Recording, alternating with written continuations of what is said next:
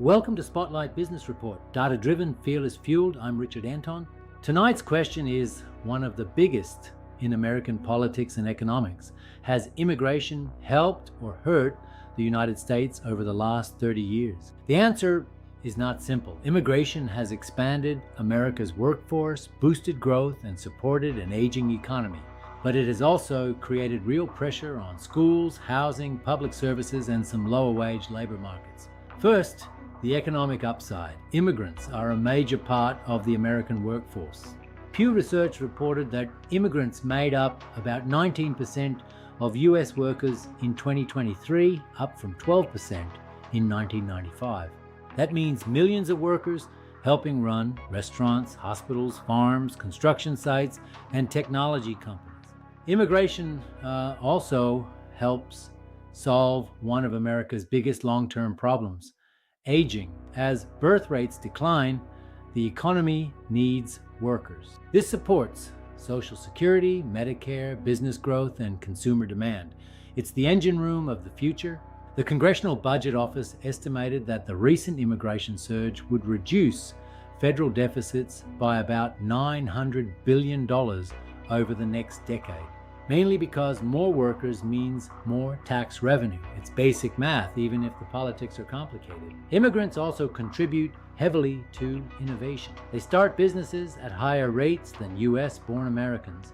But there are costs. Immigration does not affect every community equally. We have to look at the friction points. The CBO found that the recent surge created fiscal pressure on state and local governments, especially for public schools and shelters. That matters because local governments often pay first, while the federal government collects much of the tax benefit later.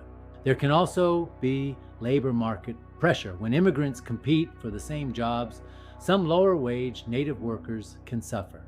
Housing is another issue. A growing population increases demand. More people can mean higher rents and overcrowding. In places with housing shortages, this creates political backlash. It's hard to be welcoming when you can't find a place to live. And illegal immigration creates another layer: legal fairness and pressure on cities not prepared for sudden population increases. So, has immigration improved the country over the last 30 years? Economically, the data points to one direction. Yes, overall, since the 1990s, immigrants have helped grow the labor force and fill critical jobs in almost every sector. They've strengthened America's position in technology, healthcare, and agriculture. They are the backbone of many services. But here's the rub: the gains are national while the costs are often local. It's a geographic imbalance. Washington may benefit from a larger economy while cities and schools face the immediate strain. That's where the friction lies. The real debate should not be whether immigration is good or bad. It's about what kind of system works best. A stronger system would combine legal pathways, faster processing, and real border enforcement. Efficiency is key. It needs labor protections and more federal support for communities absorbing large numbers of newcomers.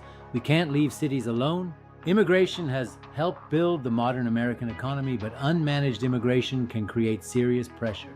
The bottom line: immigration has improved the United States, but only a smarter system can control the costs. I'm Richard Anton for Spotlight Business Report. Data-driven, fearless, fueled. We'll see you next time.